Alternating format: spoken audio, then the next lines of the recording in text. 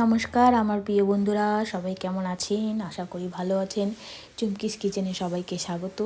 তো চলে আসলাম আজকে আবার নতুন একটি রান্না নিয়ে আপনাদের সাথে শেয়ার করার জন্য। তো আজকে আমি বথুয়া শাক বা বেথো শাক বলতে পারেন, সেই শাকের রেসিপি আপনাদের সাথে শেয়ার করব। আজকে আমি ডালের বড়ি দিয়ে এই বেথো শাকটা রান্না করব। তো প্রথমে আমি ডালের বড়িগুলো ভেজে নিলাম, নেওয়ার পরে যে তেলে ডালের বড়িগুলো ভেজেলাম সেই তেলে এখন শাকটা রান্না করব। শাকে ফোড়নও দিয়েছিলাম আপনার হিং, আর দিয়েছিলাম কালো জিরে।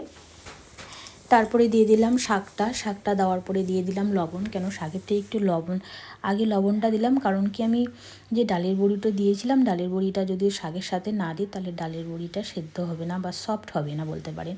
তো ওইভাবে করে আমি যখন শাকটা মানে কি 50%-এর মতো হয়ে গেলে তখন আমি, আপনারা হয়তো ভাবছেন এটা কি দিচ্ছি, এটা আটা দিচ্ছি। আমার কাছে চালের গুঁড়ো নেই, আটা বা চালের গুঁড়ো যে কোনো দুটো একটার মধ্যে দিয়ে আপনি এটা রান্না করে খেতে পারেন।